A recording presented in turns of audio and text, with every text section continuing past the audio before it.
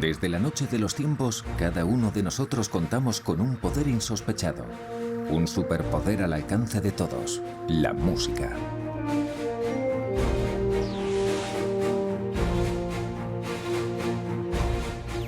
El avance de la neurociencia está demostrando los increíbles efectos que la música tiene en nuestro cerebro a lo largo de la vida. Hemos iniciado una investigación científica para dar con el origen de este superpoder que anida en nuestro cerebro desde hace tanto tiempo. Al observar el cerebro vemos que la música es capaz de estimular el sistema de recompensa que actúa a modo de timón del comportamiento animal. Y la música activa este sistema de recompensa. Es un antídoto para luchar contra el estrés, el dolor o la pérdida de memoria. La música es nuestra mejor aliada. Necesitamos que la ciencia nos ayude a comprender por qué es tan importante y cuál es su base biológica. La música facilita el aprendizaje, el lenguaje y las relaciones humanas. Nos conecta con los demás. Hay música prácticamente en cualquier parte, cuando queremos sentir un vínculo con otras personas. Por eso creo que es esencial en la interacción humana. ¿Y si la música se encontrara en el origen de lo que nos convierte en seres humanos? La música resulta especialmente eficaz a la hora de estimular los controles de la llamada motricidad emocional. Y eso nos da acceso, sí, ¿por qué no?, a los superpoderes.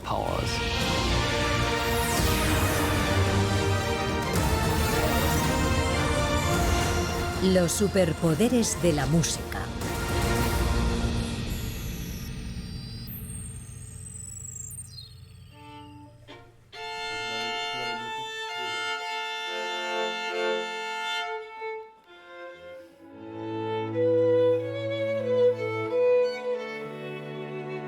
El Rolling String Quartet es un cuarteto de cuerda bastante peculiar. Surgió como resultado de una alianza entre la música y la ciencia. Su fundador, Emmanuel Vigan, es psicólogo cognitivista de la Universidad de Dijon, uno de los principales centros de investigación cognitiva de la música. Su objetivo es desentrañar y comprender el papel fundamental que desempeña la música en el cerebro, en todas las etapas de nuestra vida.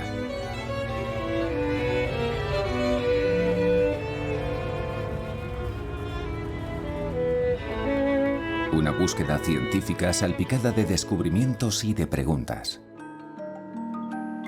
La primera de ellas es: ¿la música se convierte en un superpoder en la cuna? ¿U ocurre incluso antes, en los mismos albores de la vida? Queremos llegar hasta las fases más tempranas, incluso antes del nacimiento, y estudiar si el embrión muestra predisposición a procesar los estímulos musicales de algún modo.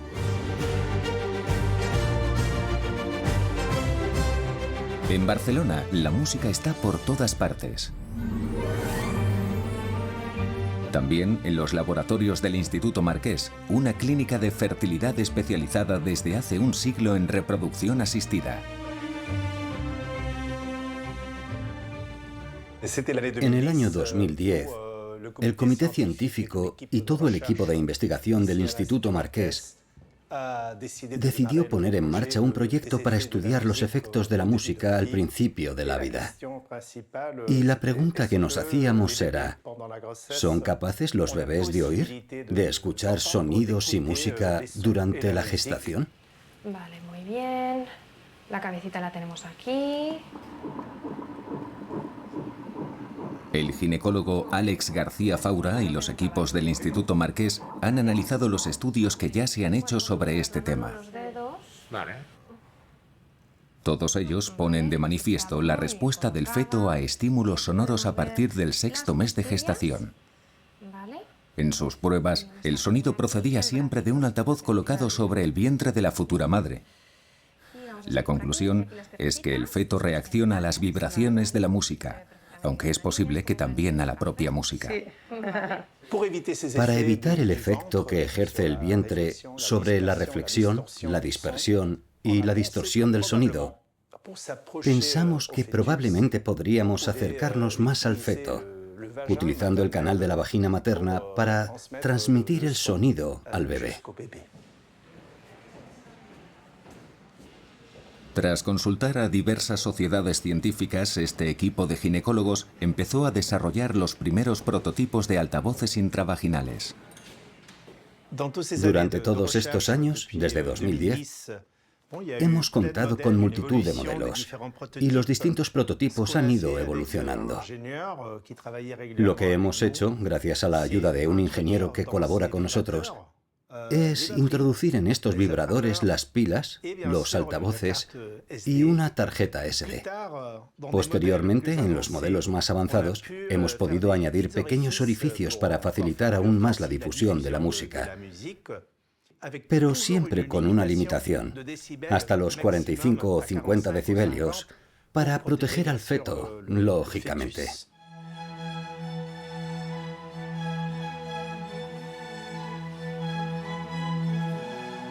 Tras poner en marcha un protocolo clínico con 100 pacientes, los resultados son sorprendentes.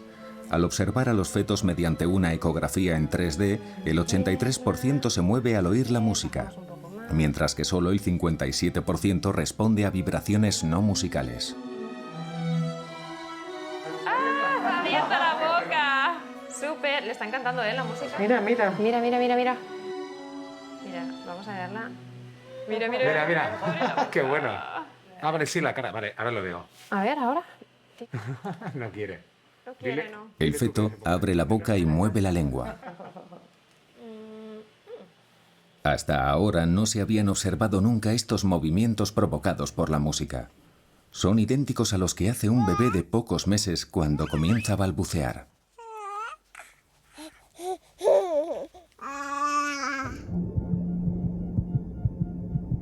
Incluso antes de identificar la voz de sus padres, el feto ya es sensible a la música. Los efectos de la música en el cerebro se prolongarán durante toda la vida, en cada una de sus etapas más importantes.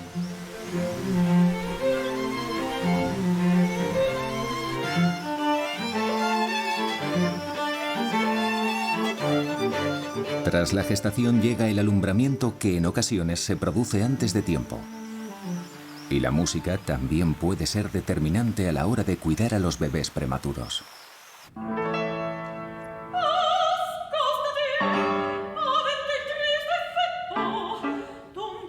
Delphine Ribemont Lambert es cantante lírica.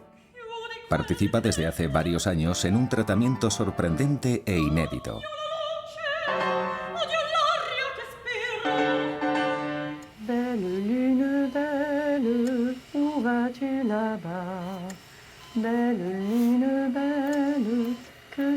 Delphine acude una vez al mes al servicio de neonatología del Hospital Universitario de Dijon.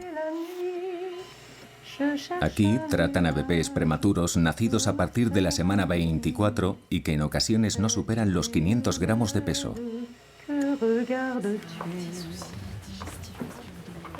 El trabajo que están realizando en el Hospital Universitario de Dijon con los prematuros es muy interesante.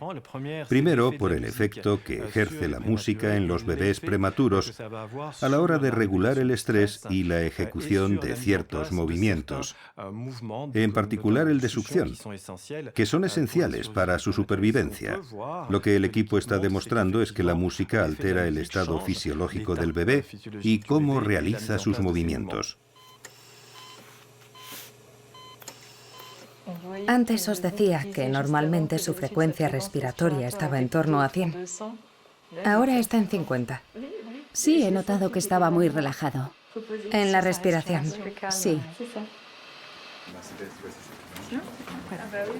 Solène Pichon es enfermera puericultora. Desde que se puso en marcha este experimento en 2016, ha comprobado los beneficios que reporta el canto a los neonatos.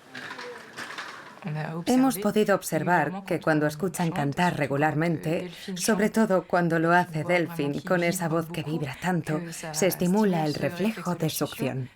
Los estudios han demostrado que mejora su comportamiento alimentario y eso implica que se les dé el alta antes. Y en líneas generales oxigenan mejor.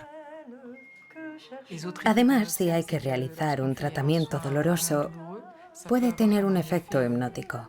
Captamos su atención con la voz y eso influye positivamente en su percepción del dolor.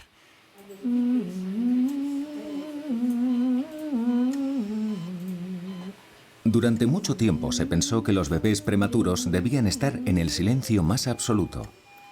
Sin embargo, estos ensayos están poniendo de manifiesto el interés que despierta en ellos la voz cantada, la serenidad y la emoción que transmite. Cada vez que vengo aquí, estoy unos minutos en cada habitación, entre 2 o 3 minutos aproximadamente. Durante ese tiempo me centro completamente en el bebé e intento hacer algo bueno para él o para ella. En la intimidad y con los padres también. Al fin y al cabo son personas a las que no conoces. Por tanto, estás en ese marco de intimidad y de vulnerabilidad. De modo que me embarga esa emoción y es ahí precisamente donde entra en escena la cantante lírica con su técnica vocal, para evitar que le tiemble la voz o que se deje llevar por la emoción. Así que no dudéis en poneros a cantar cuando tengáis al niño piel contra piel. La zona del pecho es una auténtica caja de resonancia y por tanto de vibraciones. Aparte del masaje sonoro, recibe un masaje vibratorio que sin duda le vendrá muy bien a vuestro hijo. Y ya está. Mucha suerte y a cantar.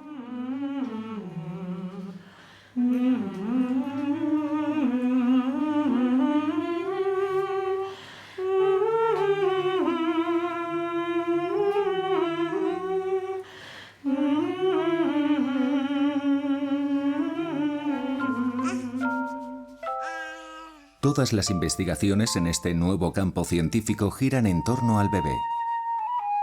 Y una de las mejores especialistas en este ámbito trabaja en Canadá.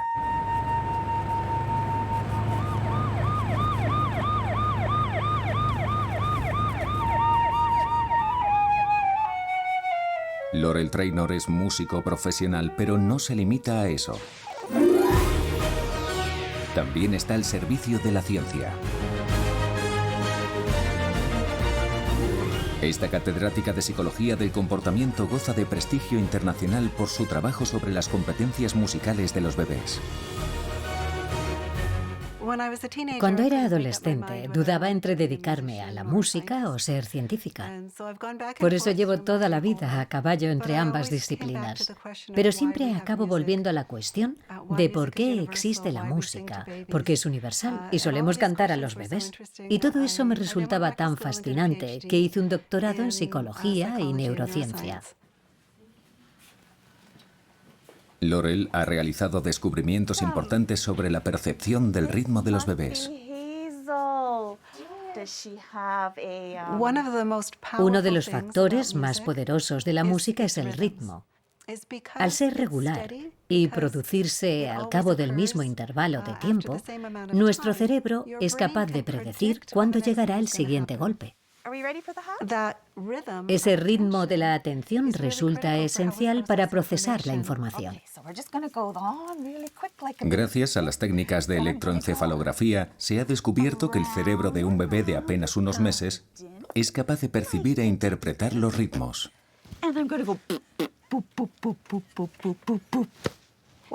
Sabemos que los niños procesan los ritmos, muy importante a la hora de aprender a hablar y para la música. Por eso en este estudio queríamos averiguar qué hacen los niños con un ritmo ambiguo. Un ritmo ambiguo es aquel que se puede interpretar de varias formas distintas.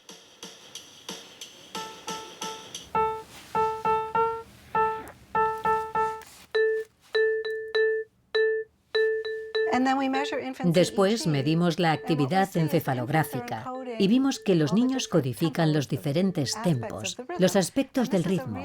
Se trata de una capacidad primordial, ya que el lenguaje con frecuencia también resulta ambiguo, de modo que el cerebro debe procesar los estímulos que le llegan e interpretarlos.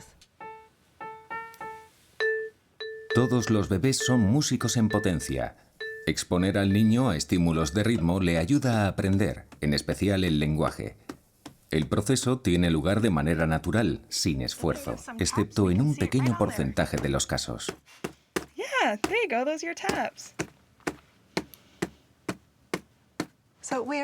Estamos estudiando a un grupo de niños que padecen un trastorno del desarrollo de la coordinación. Se trata de uno de los principales trastornos del desarrollo, junto con la dislexia y el autismo. Son niños que tienen problemas de motricidad. Nuestra hipótesis es que probablemente estos niños también tengan algún problema auditivo, porque el sistema auditivo necesita que el sistema motriz se ocupe de hacer el ritmo. Los científicos han constatado que el cerebro de un niño tarda 200 milisegundos de media en procesar un golpe de ritmo. Si el niño padece problemas de coordinación, la curva roja tardará 130 milisegundos más en procesar la información. La diferencia es considerable y en algunos ejercicios para seguir el ritmo han demostrado que tienen dificultades para hacerlo. Lo más interesante es que un metrónomo les ayuda a dar golpes rítmicamente y eso contribuye a que su sistema motriz funcione mejor. Muy bien. Vamos a verlo. Es probable que terapias como la danza, que combinan música y movimiento, sean ideales para niños con problemas de coordinación. En el mundo hay 15 millones de niños que sufren dislexia. La música, el ritmo y la danza podrían contribuir a tratar este problema.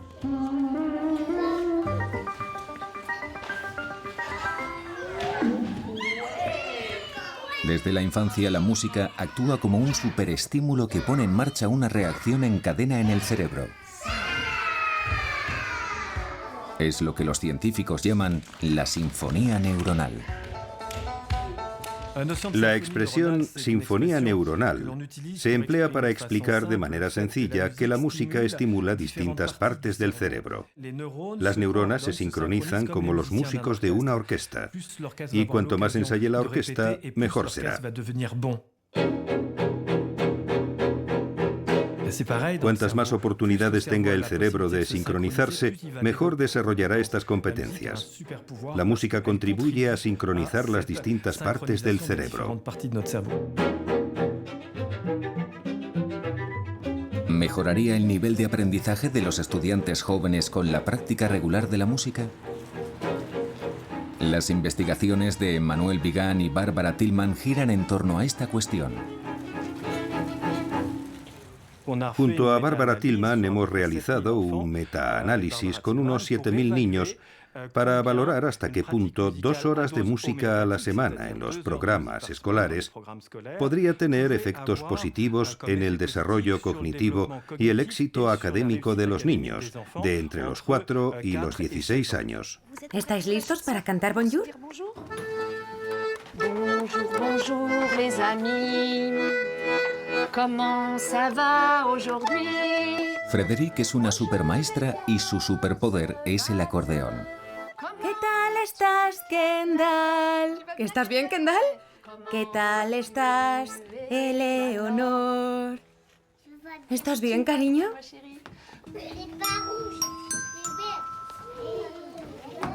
Eleanor.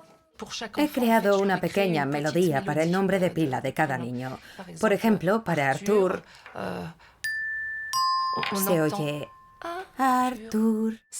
Estas tarjetas que he hecho para cada niño las utilizamos porque están aprendiendo a leer. Porque lo que observa primero el niño es aquello que ve antes.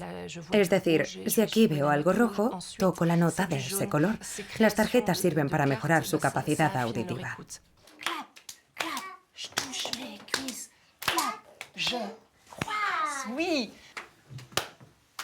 En esta clase piloto, todas las lecciones se adaptan en talleres musicales 4 veces a la semana, en sesiones de 30 minutos. La motricidad fina se estimula sosteniendo una baqueta y más adelante con un lápiz. La concentración y la capacidad de escuchar pueden ser beneficiosas para aprender a leer. Y los juegos cantados para aprender los números.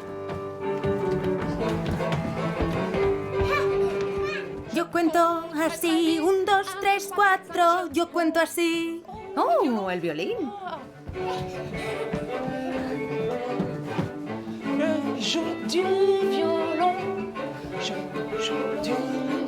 Se evalúa a los niños a principio y a final de curso.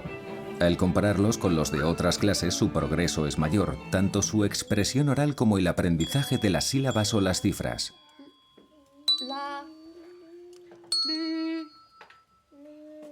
En el caso de los niños de edades más avanzadas, los talleres de música ayudan a desarrollar sus capacidades matemáticas, de razonamiento o la creatividad. Y hemos cuantificado esa ayuda, que equivale a la que obtienen al hacer los deberes en casa. Es decir, 2 horas de música a la semana tienen los mismos efectos cognitivos que hacer deberes en casa.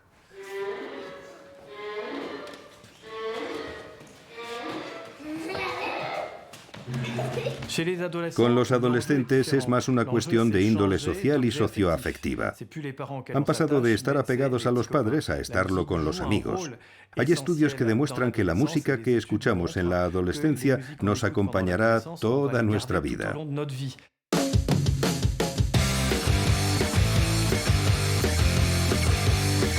El vínculo que tienen los adolescentes con la música se produce gracias a un elemento que se vuelve predominante: la emoción. La música es sinónimo de emociones fuertes. Interpretar y escuchar música les ayuda a crear una complicidad que no encuentran en otro sitio. En este momento de la vida, los aprendices de músico sienten que tienen alas.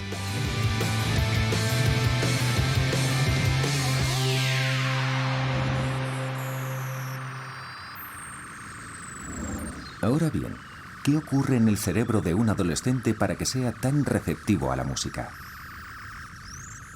En los últimos años, los avances tecnológicos han comenzado a desvelar este gran misterio.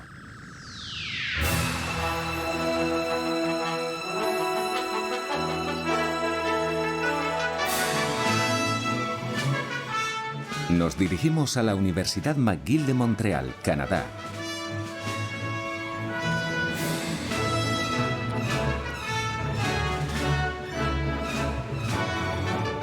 La financiación que la Fundación Canadiense para la Innovación ha concedido al laboratorio de Robert Satorre, uno de los pioneros en el ámbito de las neurociencias cognitivas, le ha permitido crear una plataforma de vanguardia.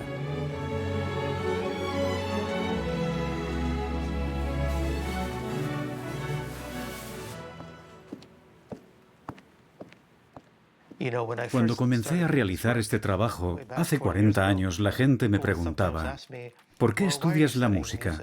¿Por qué no te dedicas a estudiar algo importante como la memoria o el lenguaje?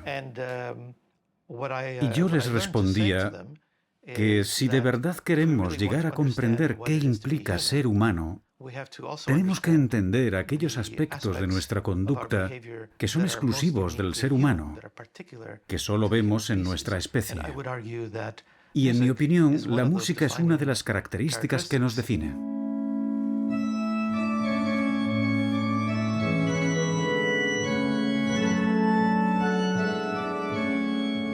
Robert Satorre ha colaborado en más de 280 artículos científicos sobre cognición auditiva.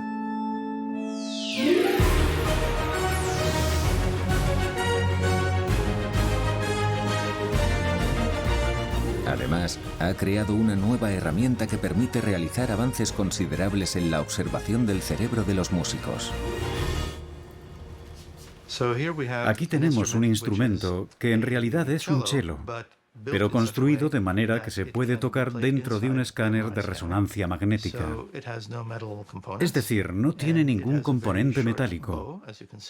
Y el arco es muy pequeño para adaptarnos al tamaño del escáner, que es limitado.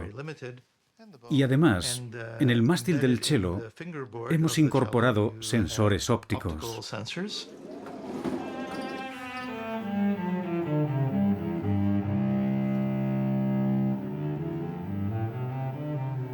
Cuando un músico toca dentro de un escáner, se iluminan las zonas del cerebro que intervienen en la práctica musical, algo que era imposible hasta ahora. Robert Satorre ha hecho un descubrimiento importante relacionado con el vínculo que existe entre el cerebro y la música, tanto si se es músico como si no. Hace unos años descubrimos que la música activa el sistema de recompensa, igual que lo hacen otros tipos de estímulos, como los alimentos, el agua o la actividad sexual. Aquí vemos estas zonas en color naranja y amarillo. Son algunas de las principales regiones del sistema de recompensa, el estriado ventral y el núcleo caudado, que aparecen en esta otra sección. Y estas regiones también se activan, por ejemplo, con los alimentos. Pero además, se registra actividad en las partes auditivas del cerebro. Se produce una interacción entre la parte auditiva del cerebro y la que regula la recompensa. Las zonas de la recompensa son estas de aquí, y son las más primitivas, mientras que las regiones auditivas se encuentran en la corteza, que es la parte más desarrollada del cerebro humano. Desde el punto de vista filogenético, es la más reciente y la que más ha evolucionado en comparación con los simios. Dicho de otro modo, la música es un fenómeno muy interesante que depende de la interacción entre funciones cognitivas muy complejas que guardan relación con la percepción y otras funciones biológicas asociadas a la supervivencia. ¿Y cómo funciona el sistema de motivación-recompensa? Cuando nos alimentamos, el cerebro activa una descarga de dopamina, que es un neurotransmisor conocido como la molécula del placer. Alimentarse o reproducirse mediante la generación del deseo. El cerebro instiga a que se repitan estas conductas esenciales para la supervivencia. La música desencadena en el cerebro la misma descarga de dopamina. Su efecto euforizante es un elemento dopante. Este descubrimiento no tiene precedentes. Nuestro cerebro procesa la música igual que la alimentación y el sexo, los dos pilares de nuestra supervivencia. Gracias a la acción de la dopamina, la música actúa como una droga en nuestro organismo.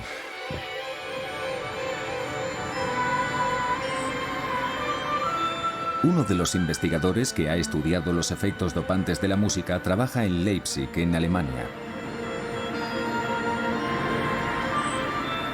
Thomas Fries, catedrático de neuropsicología en el Instituto Max Planck, ha realizado experimentos con los superpoderes de la música mientras se practica deporte.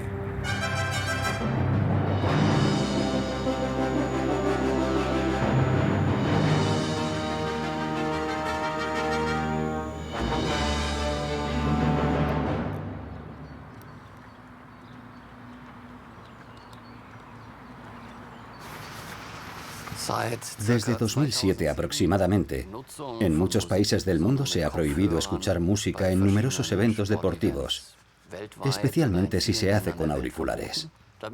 El objetivo es que los atletas no cuenten con ninguna ventaja competitiva sobre otros deportistas, ya que la música les podría ayudar a trascender sus propios límites, como ocurre con el dopaje.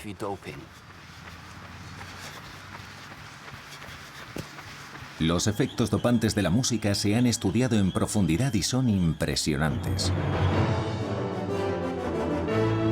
Durante el entrenamiento, la música se puede convertir en un aliado para superar nuestros límites. Gracias a la dopamina que se libera al escucharla, disminuye a la mitad la sensación de fatiga en los primeros 6 minutos. En competición, regula la concentración en sangre de la hormona del estrés. Y una vez concluido el ejercicio, contribuye a reducir la tensión muscular y favorece una oxigenación más eficaz. La combinación de música y deporte es un cóctel con efectos dopantes y estimulantes que podría tener beneficios terapéuticos. Al estudiar los ritos musicales de la etnia de los Maka en Camerún, a Thomas Fries se le ocurrió esta innovadora idea. Me di cuenta de cómo funciona la música con ellos, porque su música es siempre muy eufórica. Y tocar un instrumento y hacer música siempre resulta agotador. No hay medias tintas. Por ejemplo, ellos tocan unas flautas y yo también tengo aquí unas cuantas flautas. Ahora vuelvo. Creo que esto podría ser interesante. Los macas utilizan un conjunto de flautas y al tocarlas se quedan totalmente extenuados. Gracias a ellas logran llegar a una especie de hiperventilación controlada, aunque para ellos forma parte de la alegría que les brinda la música. Y fue en ese momento cuando me di cuenta de que ese agotamiento físico para alcanzar aquella euforia musical era probablemente un aspecto clave. Cuando se interpreta música de una forma intensa y con pasión, se ven implicadas la audición, el movimiento y la emoción. Un triángulo mágico cuyos efectos son muy superiores a los de una escucha pasiva. A partir de estas observaciones, a Thomas Fries se le ocurrió desarrollar un nuevo concepto al que bautizó como Jimin. Es una aplicación que controla los sensores de movimiento y que permite hacer ejercicio y música al mismo tiempo.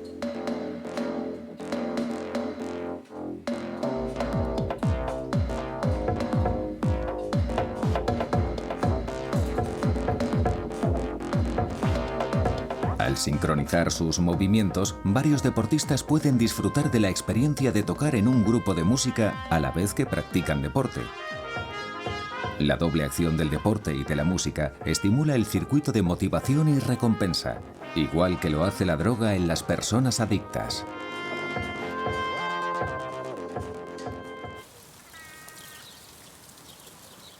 El Hospital Psiquiátrico de Dijon, en colaboración con el Centro Nacional de Investigación Científica, ha puesto en marcha un protocolo basado en el Jimin.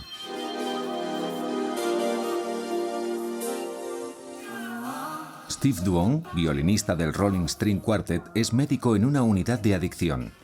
Participa en el experimento y coloca sensores a los pacientes en tratamiento de desintoxicación.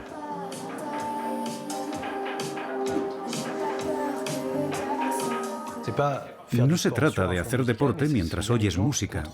Son los deportistas quienes controlan la intensidad de la música y la riqueza de la señal en cuanto al ritmo, la armonía o la música. A mayor esfuerzo, más interesante será la señal musical. Así se crea un bucle de recompensa en el cerebro que hace que queramos más y notemos menos el esfuerzo.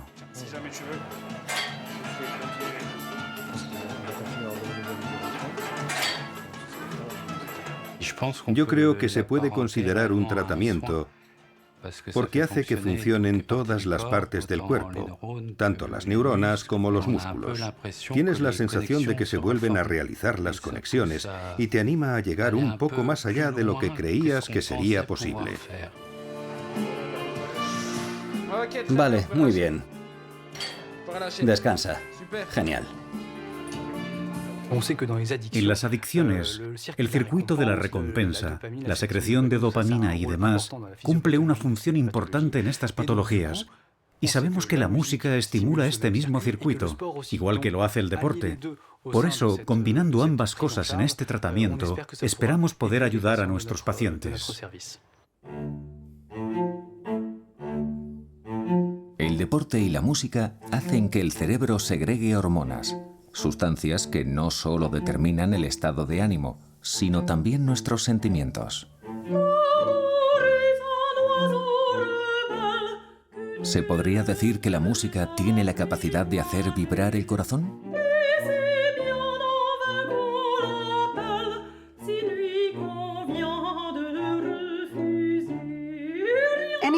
Siempre que la gente se reúne para socializar, hay música. Hay música en las fiestas, en los servicios religiosos, en las bodas, y también hay música en las situaciones románticas. Por extraño que parezca, no se había estudiado mucho cómo afecta la música que se escucha a lo que sentimos por nuestra pareja en situaciones románticas. Por eso decidimos explorar este campo. Hola y bienvenidos a Life Lab. Espero que disfrutéis este acto de citas rápidas. Para realizar un experimento, Laurel Trainor ha organizado este encuentro de citas rápidas en el que los participantes tienen unos minutos para decidir si les gusta su interlocutor o no.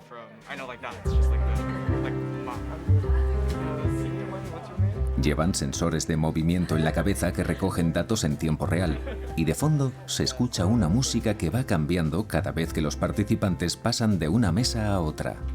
El objetivo es comprobar si un estilo de música es más propicio que otro para hacer que salte la chispa entre dos participantes. Hemos observado que existen más probabilidades de que la gente quiera volver a quedar si la música es alegre en comparación con la que no lo es. De modo que una música alegre incrementa la probabilidad de sentirnos atraídos por otra persona. Saber elegir la música de fondo. He aquí un superpoder que está al alcance de todo el mundo. Según las investigaciones, el sistema auditivo está conectado al sistema límbico, el encargado de modular la respuesta emocional. Piel de gallina y vello que se eriza. La emoción musical se produce en nuestro cerebro.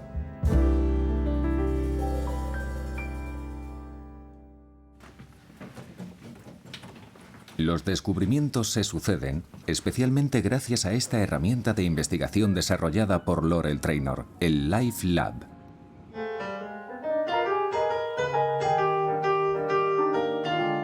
Esta sala de conciertos es única. Tanto el público como los músicos llevan sensores. Se registran sus movimientos, el pulso o los datos encefalográficos. Se analizan todas sus reacciones fisiológicas a la música. Nada se deja al azar. El electroencefalograma nos permite medir a todos los miembros del grupo de música al mismo tiempo, para observar cuándo se sincronizan sus ondas cerebrales, cuándo no lo hacen y cómo afecta eso a la calidad de su actuación. Y ahí hemos descubierto que cuando las ondas cerebrales y las emociones de los músicos se conectan, influye en la calidad de su actuación y la gente valora lo buena que es.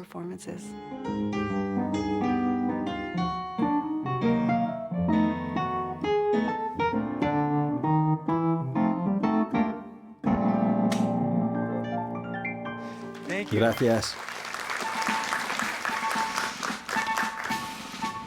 Resumiendo, la música estimula la capacidad de aprendizaje, ayuda a combatir la dislexia, a disminuir la percepción del dolor, activa el circuito de motivación y recompensa y desencadena emociones. Durante el confinamiento de marzo de 2020, Robert Satorre hizo una encuesta. ¿Cuál es vuestra actividad favorita para luchar contra el aislamiento? La música quedó en primer lugar, por delante de actividades como cocinar, practicar deporte, leer, las redes sociales y el sexo.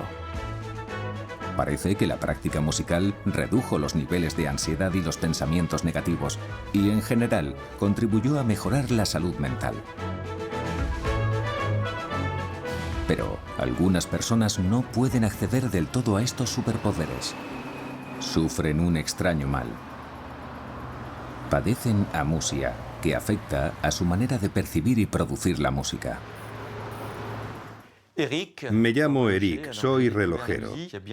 Descubrí la amusia por casualidad cuando estaba en primaria. Durante las clases de música me di cuenta de que mi presencia le resultaba un poco molesta a todo el mundo, y el profesor de música me sugirió que dejara las clases. No distingo los distintos instrumentos de una orquesta o incluso de un grupo de rock, por eso tampoco tengo sentido del ritmo. En el Centro de Investigación de Neurociencias de Lyon se estudia, entre otras cosas, el déficit de percepción musical y lanzan campañas de captación dirigidas a aquellas personas que cantan mal. Happy birthday to you. Happy birthday to you.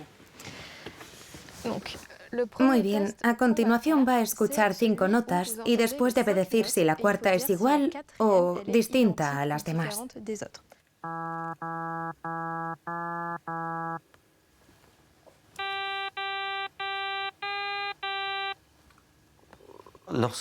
Cuando escucho determinados fragmentos de música, hasta que no canta el artista, soy incapaz de reconocerlos. Fui locutor de radio 6 años. Ponía música rock los fines de semana y no era capaz de reconocer las canciones hasta que no entraba la voz. El Che Guevara sufría amusia. No podía reconocer el himno de Argentina.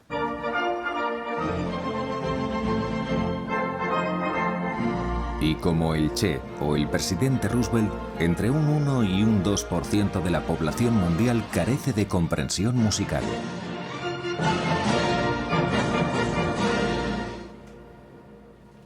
Con herramientas como el magnetoencefalograma, los científicos del Centro de Investigación de Neurociencias de Lyon intentan desentrañar los misterios de la amusia. Barbara Tillman, una de las principales especialistas internacionales en percepción musical, participa en el proyecto. Existen dos tipos de amusia. La amusia adquirida, que se manifiesta después de sufrir una lesión cerebral, y la amusia congénita, que es la que está ahí desde siempre, desde el nacimiento y durante toda la vida. De modo que hemos podido constatar que las personas que padecen amusia tienen dificultades, principalmente para percibir el tono de las notas más o menos graves. Y hemos podido demostrar que el problema reside en la memoria a corto plazo de las melodías. En este grupo de personas, las redes del córtex auditivo y del córtex frontal, que normalmente trabajan juntas para la memoria a corto plazo, están alteradas. Para una persona con amusia, memorizar una melodía es complicado. Y sin duda, aprender a tocar un instrumento lo es aún más.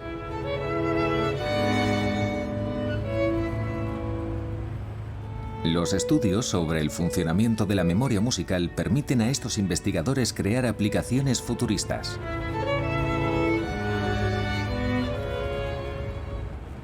Vamos allá.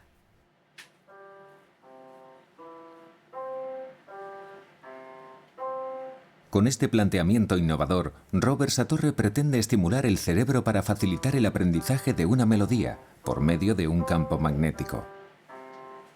La estimulación magnética transcraneal ya se ha usado en el tratamiento de algunos tipos de depresión. Esta técnica resulta muy prometedora, ya que nos permite alterar o modular la actividad cerebral. A través de algunos experimentos, se ha demostrado una mejoría en la memoria auditiva de los pacientes, al estimularlos exactamente en el lugar y con la frecuencia adecuada. Es muy interesante. Puede parecer ciencia ficción, pero se me ocurren multitud de aplicaciones, sobre todo en el ámbito clínico, para quienes sufren algún tipo de déficit de memoria. Reactivar una memoria que se tambalea puede parecer una locura. Y aún así, incluso cuando el cerebro se degrada y la memoria se comienza a desvanecer, la música puede servir de salvavidas. Un salvavidas al que se pueden aferrar hasta los pacientes con Alzheimer.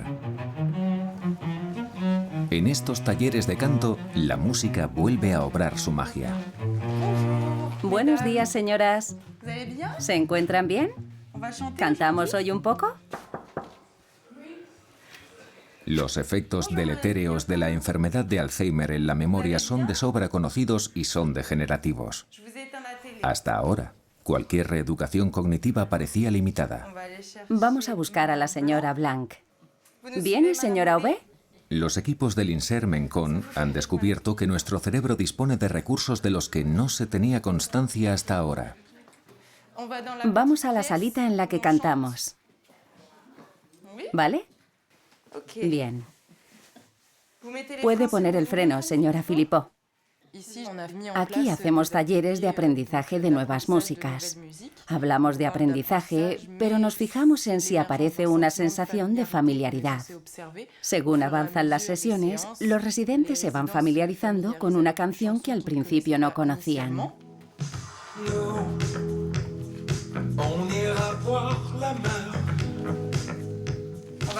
Vamos a trabajar con esta canción. Esta es la letra. Es un hecho probado. Los pacientes con Alzheimer recuerdan las canciones de su juventud. Pero, ¿qué pasa con las nuevas canciones? Un equipo de neuropsicólogos ha recurrido a técnicas de neuroimagen para cartografiar la memoria musical de pacientes con Alzheimer. Mathilde Grossart, doctora en neurociencias, está en disposición de desvelar el funcionamiento de esta competencia de memorización. En el marco del protocolo que hemos puesto en marcha en CON, hemos sometido a los pacientes a resonancias magnéticas. En sujetos sanos hemos descubierto que si se trata de la memoria para el lenguaje, en azul, o para la música, en rojo, vemos que se ven implicadas estructuras diferentes del cerebro.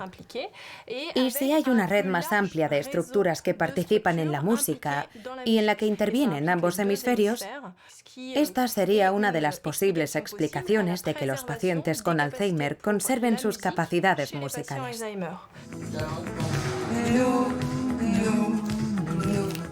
Las zonas del cerebro que intervienen en la memorización de la música son más extensas y variadas que las que participan en el lenguaje. Resulta sorprendente que pacientes con Alzheimer sean capaces de aprender nuevas melodías y memorizarlas. Muy bien, bravo. Hola, señora Guillotin. Hola. ¿Se encuentra bien? Sí. ¿Recuerda que ya nos hemos visto hoy? Sí. ¿Y qué hemos hecho? Pues principalmente hemos disfrutado de una película. ¿De acuerdo? ¿Recuerda cómo me llamo? No estoy segura. Y eso que estaba convencida de que el nombre de alguien es muy importante y que normalmente la gente lo recuerda. ¿Te lo vuelvo a decir? Sí. Me llamo Débora. Se llama Débora. Me voy a marchar. Mañana nos vemos, ¿vale? Muy bien.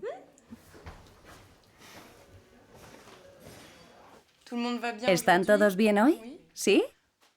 Vale, nos hemos reunido para cantar un poco. ¿Recuerdan que ya han estado antes en este taller? Sí, ya hemos venido a cantar 1 o 2 veces. ¿Se acuerdan de cómo era la canción? Sí. A ver, ¿cómo? Nous on s'en fout de vous. Vous pouvez prendre tout tant qu'on est entre nous. Genial. On ira voir la mer, voir si les gens sont fiers. Imaginez Montello pour les revoir se plaire. Nous, on s'en fout de vous. Aquí se estimulan capacidades de aprendizaje que antes creíamos que eran imposibles con la enfermedad de Alzheimer. Y para nosotros es increíble poder decir que estamos logrando que personas que tienen problemas de memoria aprendan cosas nuevas.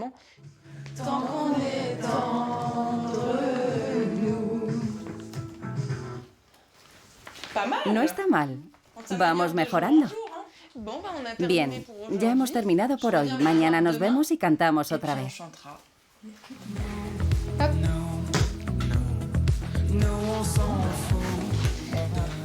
¿Puedo empujarla? Qué amable, señora Guillotin.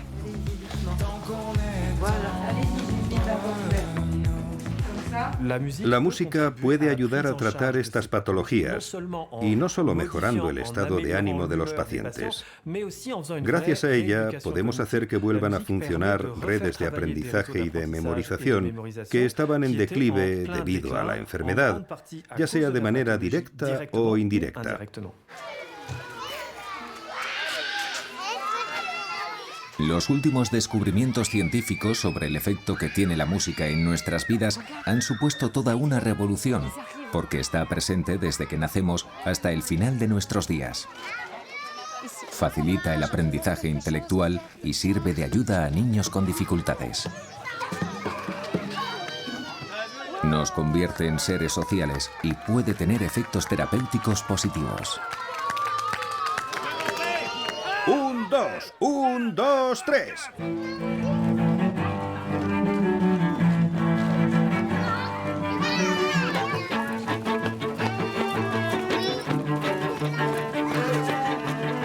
La misión de estos apasionados científicos es sacar a la luz los beneficios de la música. Para ellos va más allá de una mera diversión o de una actividad artística como cualquier otra.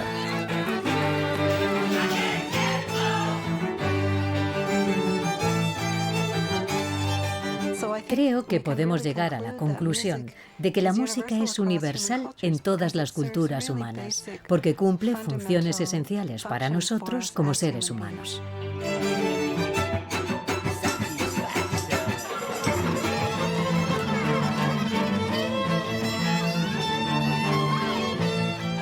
Sí, la música es un superpoder. Es probable que haya desempeñado un papel crucial en la evolución de nuestra especie. Está profundamente arraigada en nuestro cerebro y su importancia cultural refleja el verdadero poder que tiene.